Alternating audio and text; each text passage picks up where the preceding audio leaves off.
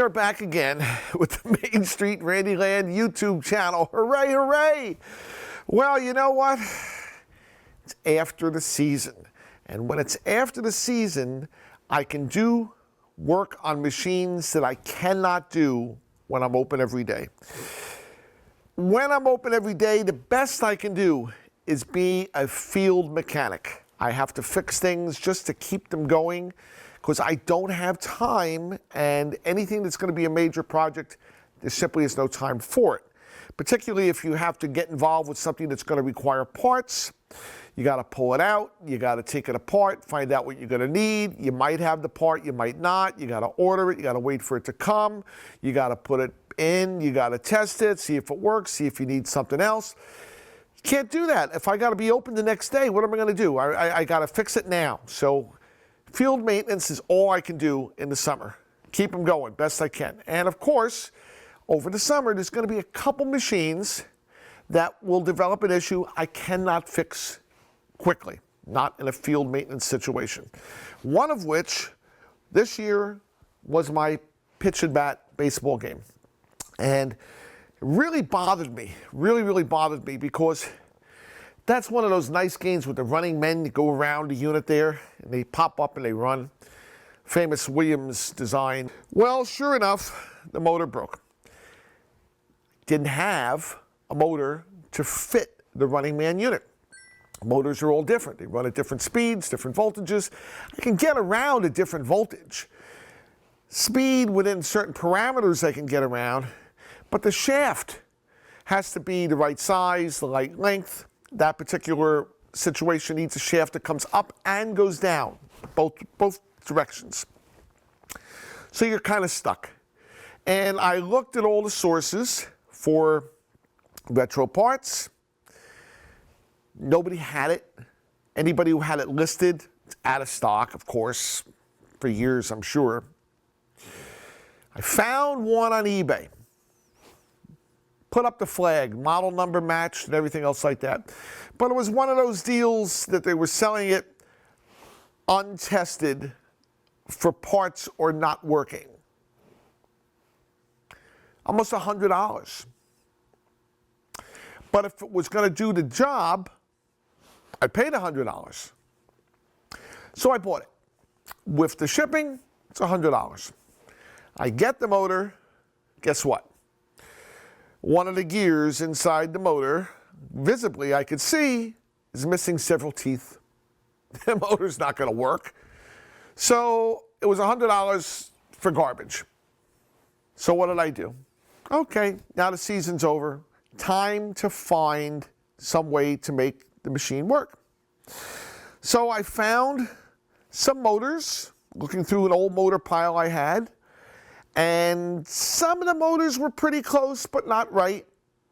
So I took one that I had a few of, and the gears looked pretty close to being right. And I decided to use that as a donor motor to get at least the parts I need to fix the motor that's in there from the other motor. And it was a shame, really, because the other motor was an old motor, but it worked. But here I am now going to try to make that motor, out of the two motors, make one. And that's what I did. Well, I'm over here at the running man unit, and I got a punch set. I had to buy a whole set for one, which I didn't know the size, and it's the smallest one in the box. And I started all ready to punch it. I got it on this cart here for a backdrop because the men are hanging lower than the floor. So I've already got it started, trying to knock out this roll pin.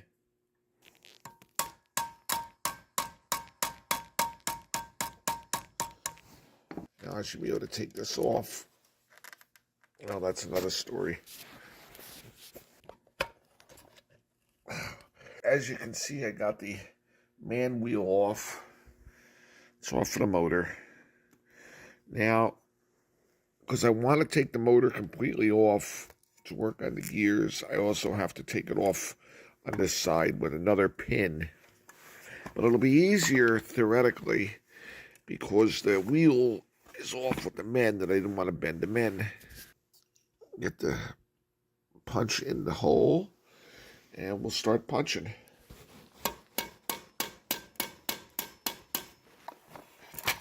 There's the pin. All right, so we successfully got these 2 pins out. And get the wheel off. That wheel came off nice. All right, now we're down to the motor. And that should be an easy pull. Now we got the 3 screws out here. One had a pivot on it, and the last screw is now holding the motor. So when I pull this out, theoretically the motor should fall. Out it goes. And there's our motor. We're assuming the motor itself, coil, is okay because it was trying to turn. But inside, we've got a gear that is missing some teeth. See the teeth missing? Right there. Quite a few are missing. I have a couple motors here, which are actually good motors, but they've got corrosion on them. And they are the same width, same configuration, although they're not made by the same company by name. This is multi-products. That's the standard. This is a multi-products. This is a motor research. Both these motors are similar in consistency inside. They're using the same gears identically. 115 volts. Wow. Well, that's a good one not to mess with. That's not too common. I'm going to keep that one intact. This is a 50 volter, whereas the other one is 24.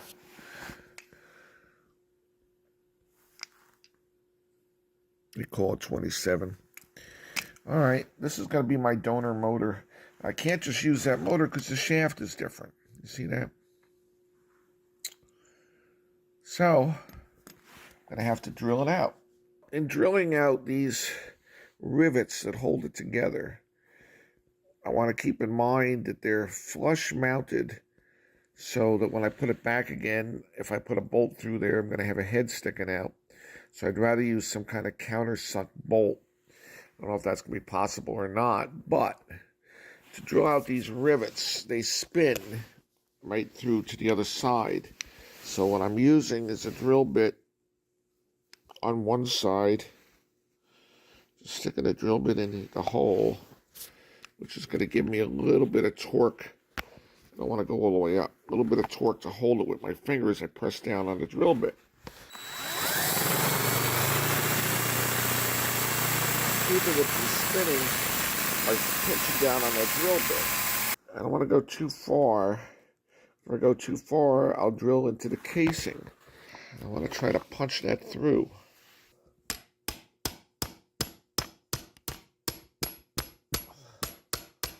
I got it through, so it should be sticking out, sure enough. Gosh, it was so much easier in the days when you had tripods to hold cameras. Oh, you don't have a tripod, you got all this other stuff.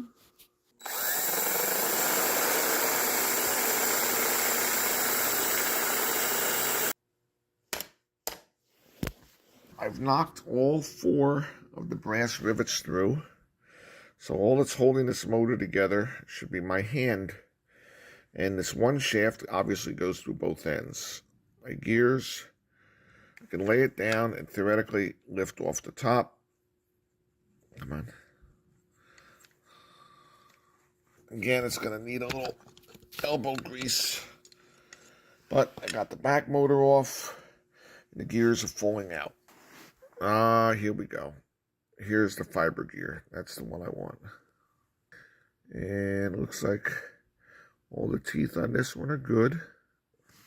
All right, so we have a donor gear.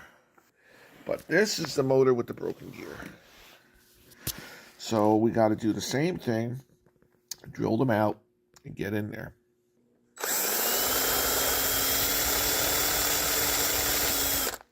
Making a nice mess on me and the floor.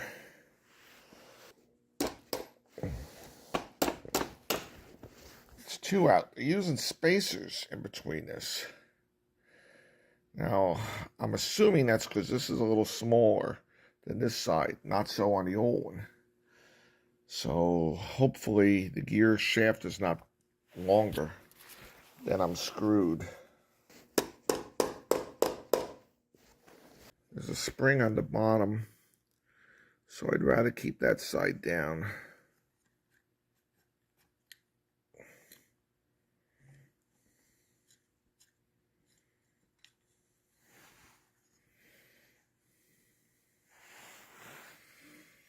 And here is our broken gear. You can see the missing teeth.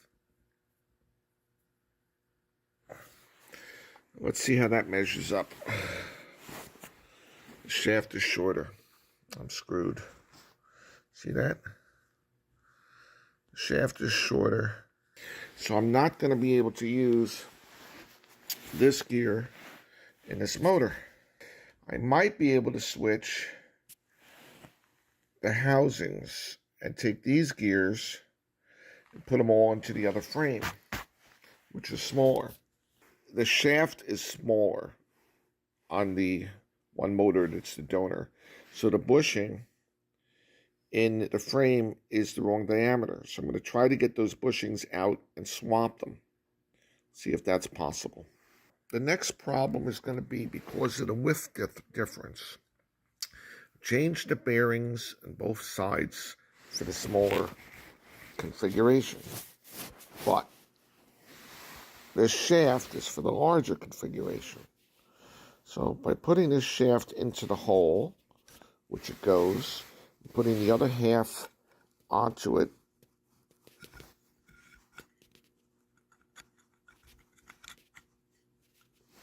so there is too much space between the motor that the anchors aren't going to fit.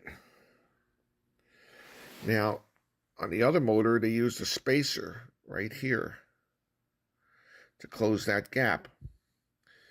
But if I do that, then that small shafted gear is not going to reach. So, the only thing I could do is cut down this shaft, this bushing. Before I do that, I want to check the middle gear to see if that works. Well, by putting the 3 necessary axle gears into the housing, we can see if we're going to have further problem.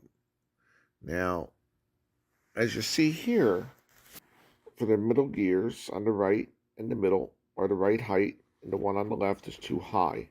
So I'm going to have to cut this spacer down in order to match up. But will it turn properly? And here's where you get in for a little extra baloney. By turning this gear, it turns the middle gear. That's fine. This was our problem gear. So we're turning the middle gear. But the middle gear is not turning the axle gear. And that's because it's a different ratio on the gear underneath is not actually touching. It's close, but it's not actually touching, which means I cannot use that center gear. So I have to use the center gear from the motor I'm trying to repair. But this has a longer axle. So I'm going to be cutting 2 axles, I can see.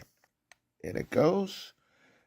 First gear turns, second gear turns, and it turns the 3rd gear, which is what I need. So far, we're getting through this, but I'm going to have to cut this spacer and cut that axle. We've got things getting back together again. Now, the new gear is in the motor, and everything is lining up properly.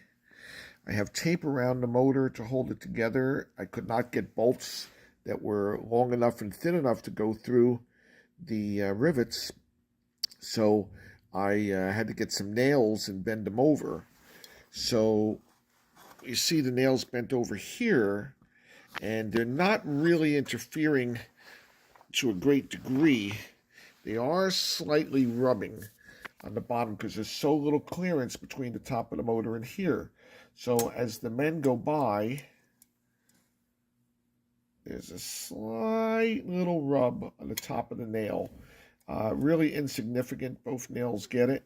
But I can't take those nails out because I had to take the ones out on this side because it was so flush that it would not pass, because this here is lower than that.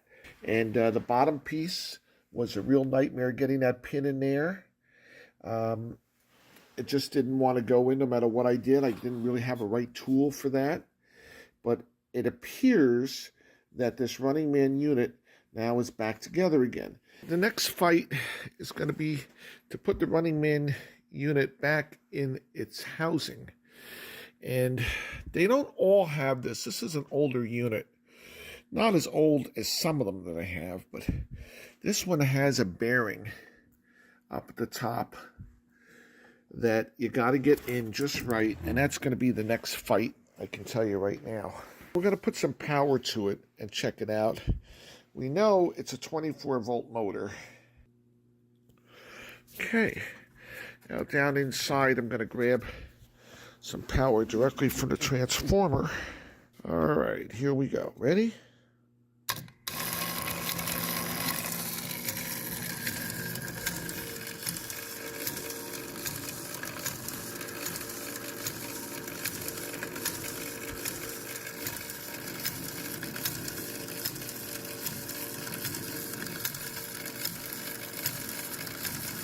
Seems to be working fine.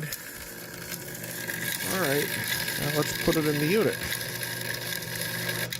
All right, I'm in the process of reattaching the wires and the leaf switches, and I'm seeing a few issues. Like this contact here is pretty bent. We might have to rearrange that. And we lost a screw just now. This here being bent like that, you got another one like there. That's not good because that'll snap. So I hate to bend it back because that'll increase the snap possibility, but I'm going to bend them back and try to reinforce them. Okay, motor's in good. All the switches are back on. So now we're going to see if it works.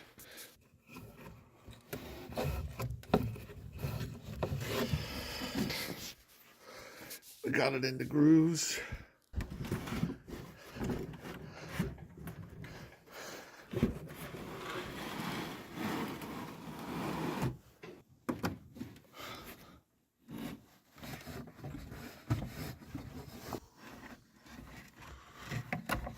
We can give it some juice and find out. We can try coining it up.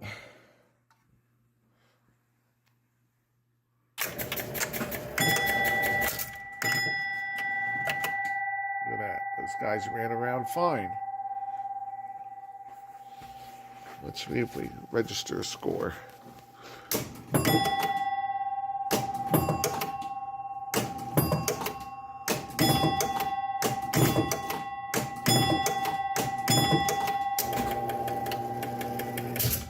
Yes, I pulled the Running Man unit out again.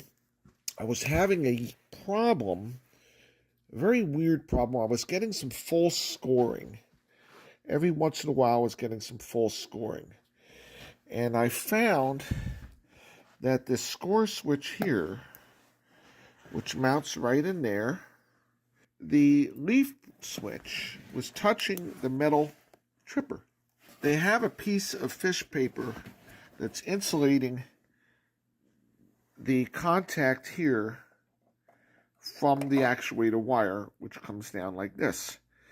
But when it went back to home position, the contact was actually rubbing a little bit against this bracket up here on the end. So what I did was I curled over the end of the leaf switch like that. Can you see that? I curled it over. So now, see the curl?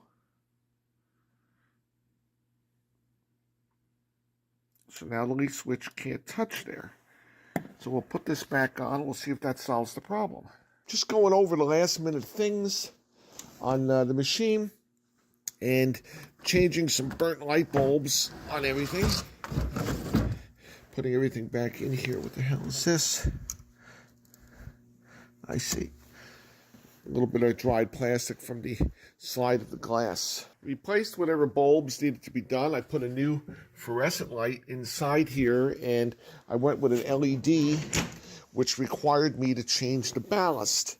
They don't have bypass LED bulbs in that size, so I had to change the ballast from the little ballast with a starter. The starter was on the side, to an electronic ballast in order to run that bulb. So it ended up, the bulb itself was maybe $16, but the ballast was $25. So by the time you're done with tax, you're into it $50 just to change the bulb. I could have just bought a regular bulb and a new starter and been done for $10, but I think it's better for the machine because that'll last a far longer time. So the Running Man unit is back in. I just went over, there was a problem with the replay scoring. It was not scoring a replay, and I found a defect in the score reel. I had to track that down. That's actually unusual for a defect to be in the score reel. Let's see if we can coin it up.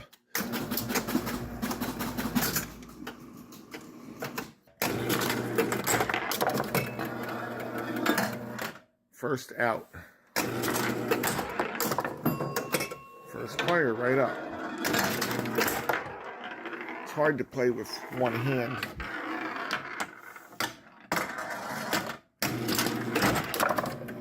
That's 2 outs already.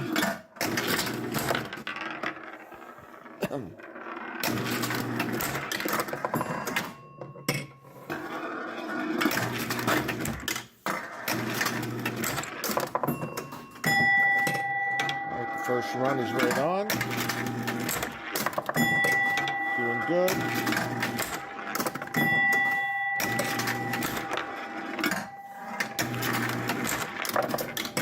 Three outs. Game over. All right, let's coin again.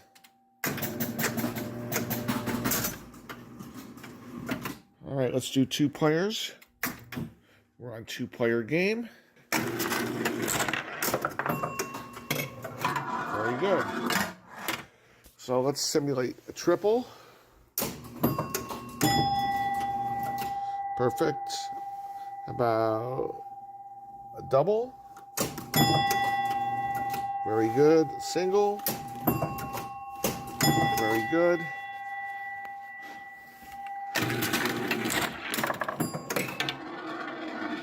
Now what I just noticed is I'm not getting my lights here. My lights were lighting, now they're not. So could be just a loose connection. Well, that took all of 30 seconds. It was a loose connector. So now my lights are lighting up according to my scores. So if I do a single over here, I should get a single up here.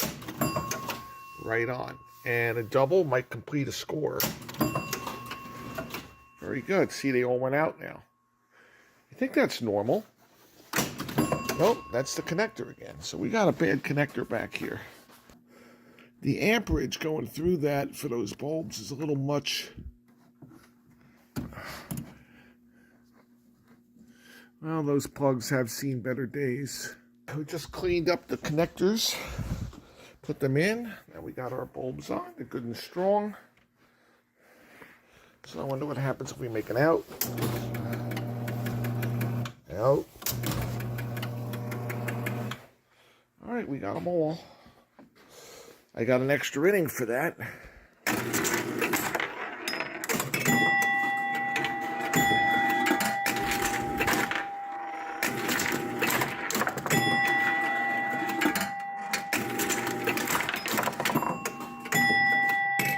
I also fixed this target. Now we're supposed to get a free game up here if we hit the bullseye. So let's simulate it. Bat, hit the bullseye. No, you know why? Because the men have to be all on the bases for a grand slam. All right, now we have all the bases loaded. Simulate hitting the ball, hit the bullseye, and go. Very good. We're just doing our last minute finishings on the pitch and bat. And what we have done here is we just replaced 2 light bulbs with LED equivalents. Now, I typically don't like LEDs, but these are typically right under the control panel, and they generate heat. Now, I don't like heat going into my control panel, and in this particular model, the lights are not activated unless the game is on. So that's a big advantage to no heat, but I switched them anyway. So they come on when the game starts. And we see how bright they are, and they illuminate the playfield through these windows. I just did finishing touch-up work on the black surrounding the head. So we got rid of the chipped paint, and we're going to put on our lock bar. Okay.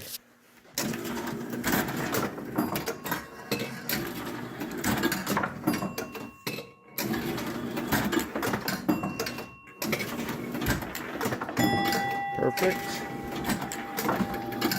1 out. 2 outs. 3 outs. All right, and we've got all the lights working on the indicators for the targets. The bullseye target is repaired. Gives a free play if you get a bullseye grand slam. That means all bases are loaded, and you go up that ramp, hit the bullseye, and go down for a home run. Score to beat. Lights are working and functioning for a free game. I have the scores set for a replay. 2 replays, I think one at 25 and one at 37, as far as scores of runs. So I see the score reel is not back in its 0 position. I did start a game, so I'm wondering why that is. So let's start a new game. It was trying to go, but it didn't go through.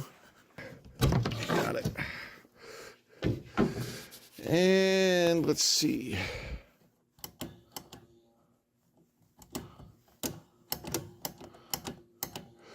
It is tight.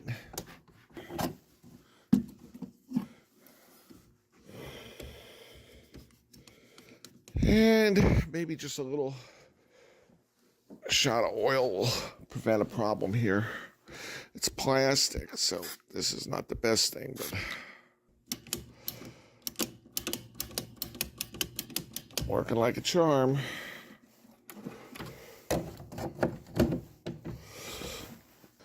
We're on 1, we'll restart the game. Back to 0, perfect. Okay. Now, I put this baby on wheels so we don't need our pinball cart, which is still stiff to get out because the machine is short.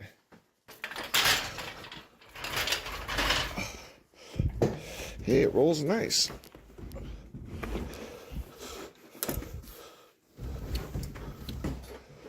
Plug back in the surge protector, and in we go.